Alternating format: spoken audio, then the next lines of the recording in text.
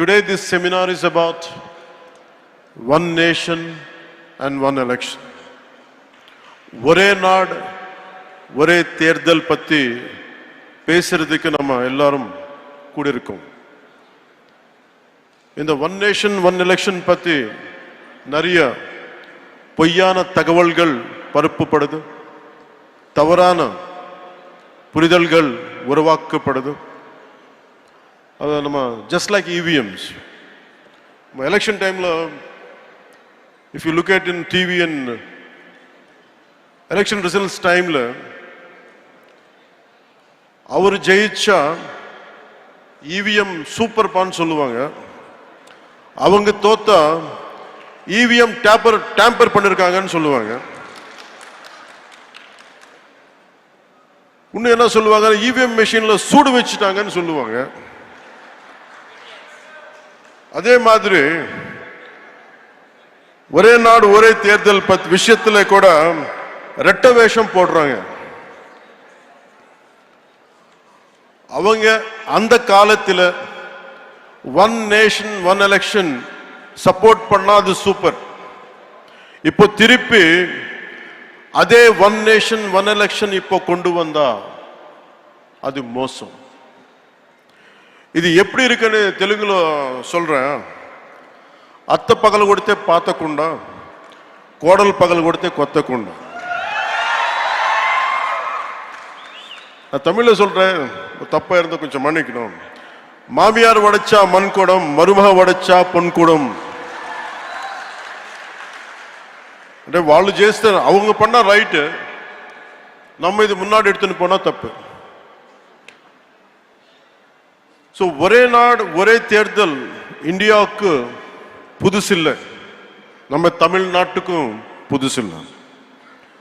From 1952 to 1967 வரைக்கும் நாட்டோட first எலெக்ஷன்ல இருந்து அடுத்த 2 decades it was always simultaneous elections, assembly and parliament.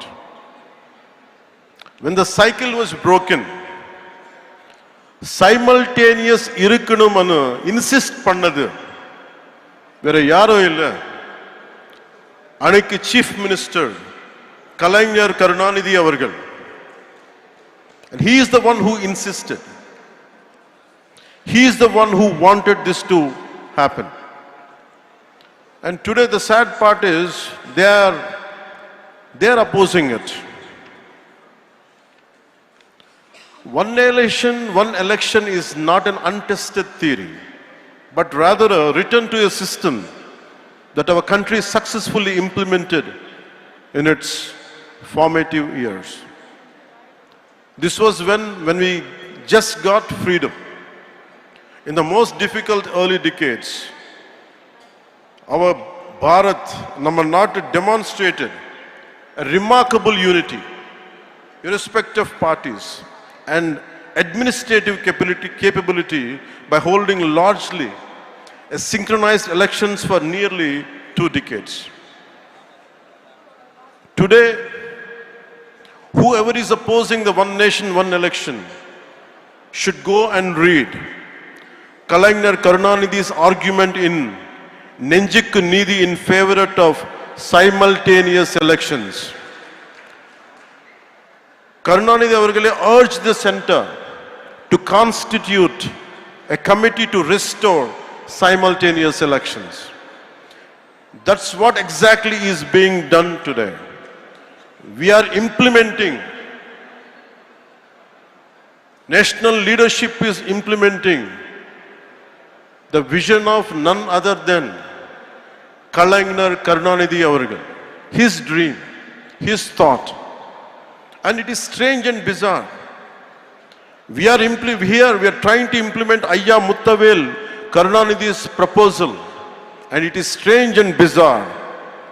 Ayya Muttavel Karunanidhi Stalin avargal opposing what his father has proposed. This is what we all should look into it. Every time, no matter in all these years, the last few decades, somewhere in the nation, elections keep on happening. We are losing focus. We are losing man days, greatest wastage of expenditure, constantly big brick batting, constantly mudslinging from different political parties onto each other. Somewhere we have to put an end to this. One election is over, suddenly one more election comes. And we are getting tired of just because of looking at it.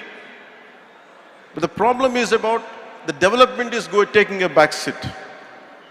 So I'll share a few examples to you. If young and resource-constrained India could achieve a system akin to one nation, one election for nearly 2 decades after independence, then what is preventing a strong, a prosperous and technologically advanced Bharat from implementing the same now?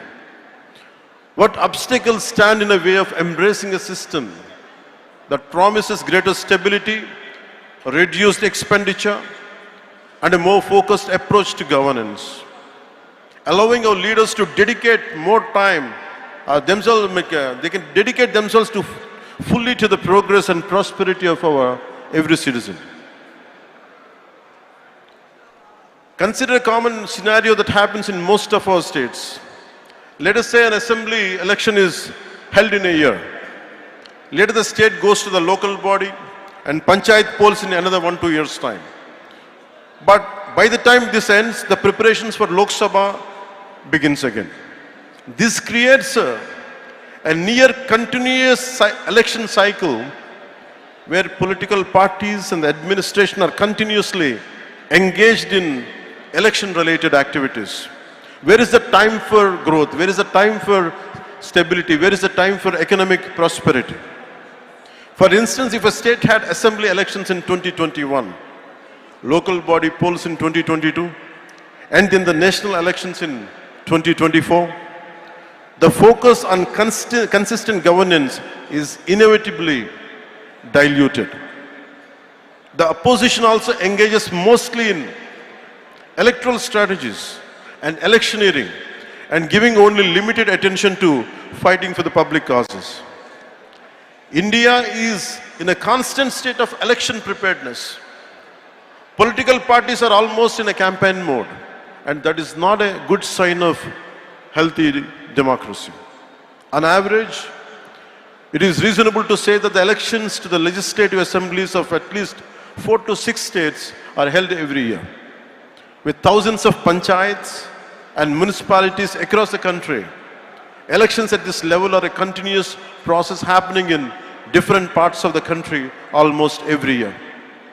The ruling parties, instead of focusing solely on governance and policy implementation, ruling parties are constantly strategizing for the next election.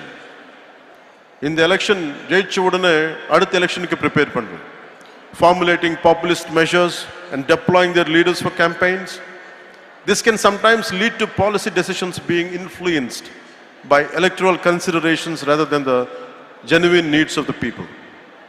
And the opposition's primary focus often becomes attacking the ruling party and preparing for the next election. Constructive criticism and collaboration on policy matters can take a back seat to political maneuvering and electioneering. And we are going for short-term gains for a long-term risk. And diversion of valuable government resources. Besides time and cost, election means for a huge administrative machinery and logistics, a large number of government employees, including civil servants, police personnel and teachers are involved in election duty, diverting from their regular duties, maintaining law and order, requires additional security forces and including army. We have become the most expensive democracy in the world. 2024 Indian general elections have emerged as one of the most expensive exercises globally. According to the estimates by the Center for Media Studies, the election cost approximately 16.3 billion, surpassing the roughly 15.9 billion spent on 2024 US presidential election. Furthermore, we consider The cumulative cost of state assembly, municipal and panchayat elections, the financial burden on the Indian economy is substantial, diverting significant resources.